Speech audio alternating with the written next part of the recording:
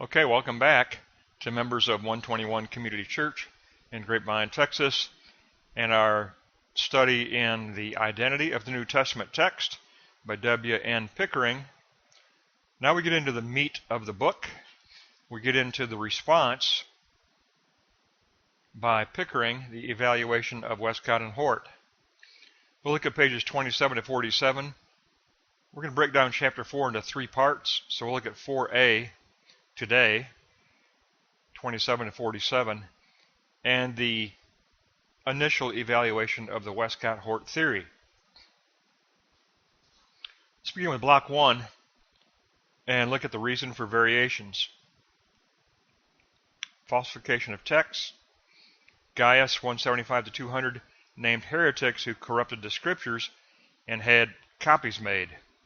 Origen of Alexandria testified to the fact that there was diversity between text due to scribal error and false corrections. There was evidence even in one manuscript where the term Jesus wept was removed from Luke's gospel. Dogmatic variations. The majority of variant readings that matter were created for dogmatic reasons. Because the texts were the treasure of the church, they were changed. So many variations in manuscripts were made deliberately. They are not all scribal error. We cannot simply sift the scribal errors and reach the original wording. Recovery of text wording cannot be reduced simply to the genealogy method or comparing voices. Scholars now believe most variations were made deliberately of the variations that seriously matter. So we're looking at dogmatic variations. Reconstruction of the family tree of text is very, very complicated because of these deliberate alterations. How do we plot genealogy descent? So, plotting the genealogy descent. How do the majority texts reduce back to neutral and Western text? Wescott-Hort filled the gaps with hypothetical manuscripts in Syria. Hort claims his method is based on historical fact.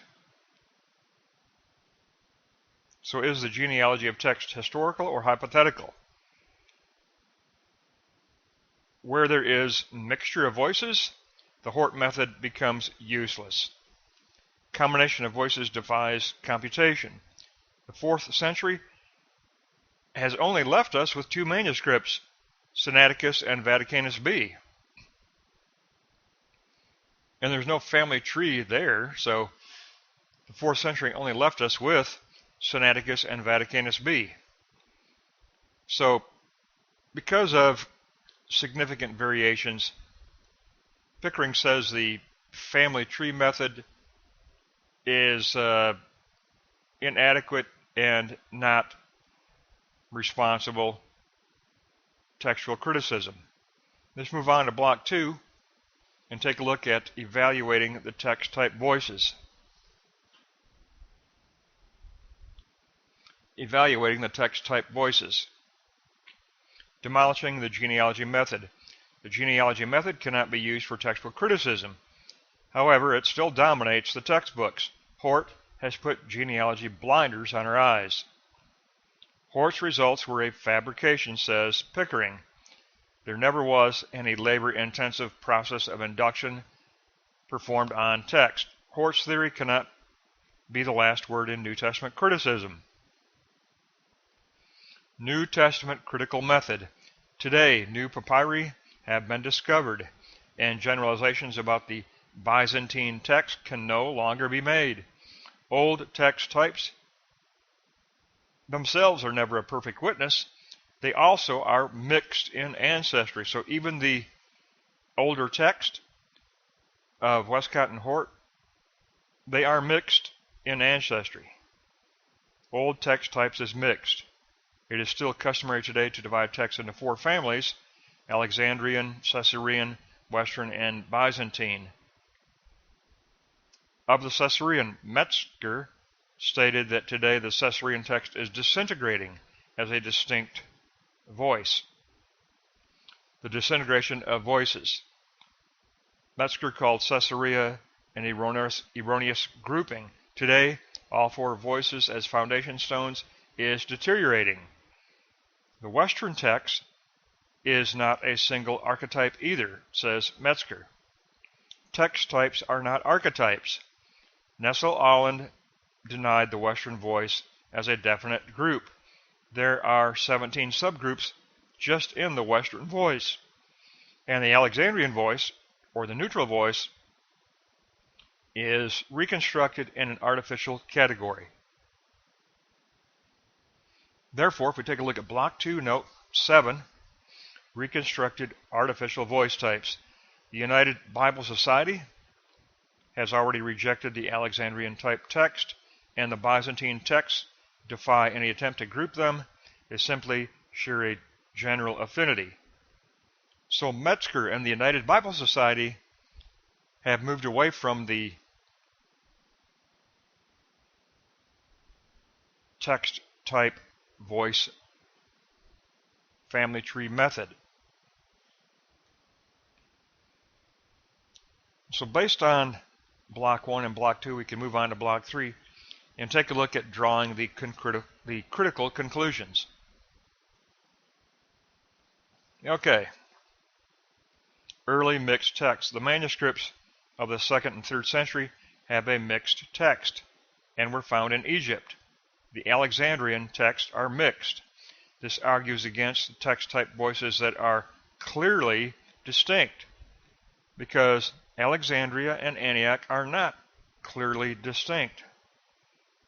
Alexandria and Antioch text types are in need of being newly demonstrated, especially with the discovery of new papyri. The Wescott-Hort conceptualization should be ended, says Pickering. Ending the Wescott-Hort critical theory. A Byzantine recension must be rejected. Byzantine disagreements are usually trivial compared to Alexandrian texts. The Alexandrian text. The Alexandrian archetype has never existed. We have only the testimony of individual manuscripts. Today's existing texts reveal two trajectories, neutral and Western. There are no pure ancestors to Codex Vaticanus B. There are no clear ancestors to Codex Vaticanus B. So ancestors to Codex Vaticanus B. Characterizing a text cannot be based on just comparing one chapter of a text. Rather than positing two clear streams of text, the earliest manuscripts have a wide spectrum of variation. They should be treated individually, says Pickering. We should treat text individually, and relation among later manuscripts also still needs to be carefully plotted. They cannot simply be grouped into Byzantine. Many late manuscripts had independent lines of transmission. Okay, the concept of conflation. Hort's criticism of the Textus Receptus due to mixed conflation was only based on evaluating 8 texts, examining only Mark and Luke. For Wescott-Hort, the Alexandrian, Western, and Byzantine texts were pitted against each other, pitting the text against each other. There are many instances where the Syrian text is not built on the neutral and Western. The Syrian text possesses its own private property as well, the traditional text itself. So Pickering tells us that we need to evaluate the text individually, and he calls the 4-voice method of Wescott-Hort a fabrication and a false fabrication at that. He tells us that in Block 1, Note 6, where there is mixture of voices, the Hort method becomes useless. Combination of voices defies computation. The 4th century only left us 2 manuscripts, Sinaiticus and Vaticanus B. That's his first foundational statement. And then in block 2, note 6, text types are not archetypes. Even Nestle-Aland deny the Western voice as a definable group because it alone has 17 subgroups. And then note 7 in block 2, the United Bible Society, where Metzger leads, it has rejected the Alexandrian text type as unique. And the Byzantine texts defy any attempt to group them. They simply share general affinity. That's his second propositional foundational truth. Based on block 1, note 6, and block 2, note 6 and 7, he draws his conclusion in block 3, note 8. There are many instances where the Syrian text is not built on neutral and Western. It has its own individual private property. Texts need to be evaluated individually, says Pickering, and we need to reject Wescott and Hort. And I think he makes very good points here, and he does bring up Nestle-Aland. That Bruce Metzger, the 21st century leading authority on textual criticism with the United Bible Society, has moved away from Wescott Hort at the writing of this book, published in 2014 by Pickering. So in 2014, Wescott and Hort was no longer the default position for the United Bible Society and for Bruce Metzger. And he makes very good points. That how can you form the family tree method for the two manuscripts that Wescott Hort relied on, Sinaiticus and Vaticanus B? How can you form family tree diagrams for two texts? And basically, Wescott Hort founded their position on Sinaiticus and Vaticanus B. But then he goes on to point out that Byzantine texts aren't simply grouped in the way that Wescott Hort proposed. They have just a general affinity. They are not built on only neutral and Western. They have private property as well of their own. They have a traditional text of their own. In other words, the majority text for Pickering represents individual texts that have a private property of their own and should not be grouped under the Wescott Hort fabrication. And he calls it a Wescott Hort fabrication. Not a theory, not a justifiable theory, but a Wescott Hort fabrication built on two manuscripts without a genealogy, Sinaiticus and Vaticanus B.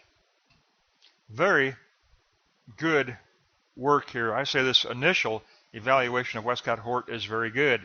Pages 27 to 47. Chapter 4 is 60 pages, so we're going to look at it in 20-page groups. This is just the first third of chapter 4, but it is the meat of the book. So this lesson and the next two are going to give us the strength of Pickering's position. And this first part is very strong. It's very well done. And that's going to wrap up pages 27 to 47. We'll pick up in our next lesson on page 48 and chapter 4b.